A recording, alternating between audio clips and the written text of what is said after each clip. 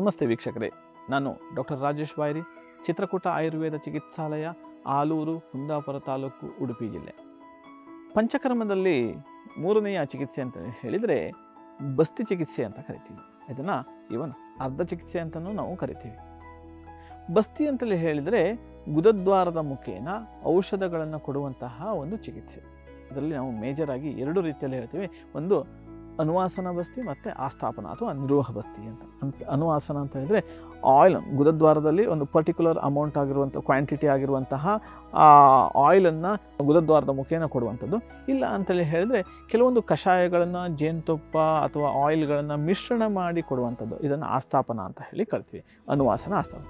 ಇದನ್ನು ನಾವು ಆಯುರ್ವೇದದಲ್ಲಿ ಅರ್ಧ ಚಿಕಿತ್ಸೆ ಅಂತೀವಿ. ಅಂದರೆ 50% ಆಫ್ ಡಿಸೀಸನ್ನು ಈ ಎನಿಮಾ ಚಿಕಿತ್ಸದ ಮುಖೇನ ನಮಗೆ ಗುಣಪಡಿಸಲಿಕ್ಕೆ ಸಾಧ್ಯ ಇದೆ.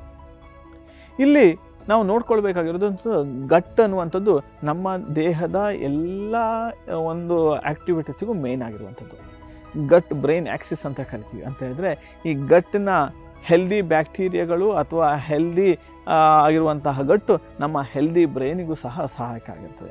ಹಾಗಾಗಿ ಈ ಗಟ್ಟಿನ ಹೆಲ್ತನ್ನು ಮೇಂಟೈನ್ ಮಾಡೋದ್ರ ಮುಖಾಂತರ ಒಬ್ಬ ವ್ಯಕ್ತಿಯ ಸಂಪೂರ್ಣ ಆರೋಗ್ಯವನ್ನು ಮೇಂಟೈನ್ ಮಾಡಲಿಕ್ಕೆ ಈ ಒಂದು ಬಸ್ತಿ ಚಿಕಿತ್ಸೆ ಬಹಳಷ್ಟು ಸಹಕಾರಿಯಾಗುತ್ತೆ. ದೊಡ್ಡ ಕರಳು ಅನ್ನುವಂಥದ್ದು ವಾತದ ಒಂದು ಸ್ಥಾನ ಅಂತೇಳಿ ಹೇಳಿ ನಾವು ಕರಿತೀವಿ. ಹಾಗಾಗಿ ಇದನ್ನು ಈ ವಾತ ಸಂಬಂಧಿ ಸಮಸ್ಯೆಗಳಲ್ಲಿ ಈ ಒಂದು ಬಸ್ತಿ ಚಿಕಿತ್ಸೆಯನ್ನು ನಾವು ಮೇಜರಾಗಿ ಮಾಡ್ತೀವಿ. ಅಂದರೆ ಸಂಧಿವಾತ ಇರಬಹುದು, ಅಥವಾ ಬ್ಯಾಕ್ ಪೇಯ್ನ್ಗಳಿರ್ಬೋದು, ನೀ ಪೇಯ್ನ್ ಇರ್ಬೋದು, ಬೇರೆ ಬೇರೆ ರೀತಿಯಾದಂತಹ ಸಮಸ್ಯೆಗಳಲ್ಲಿ ಈ ಬಸ್ತಿ ಚಿಕಿತ್ಸೆಯನ್ನು ಮಾಡ್ತೀವಿ. ಉತ್ತಮವಾದ ರಿಸಲ್ಟ್ಸ್ಗಳು ನಮಗೆ ಈ ವಾತವನ್ನು ಕಂಟ್ರೋಲ್ ಮಾಡಲಿಕ್ಕೆ ಇದರಲ್ಲಿ ನಮಗೆ ಸಿಗುತ್ತೆ.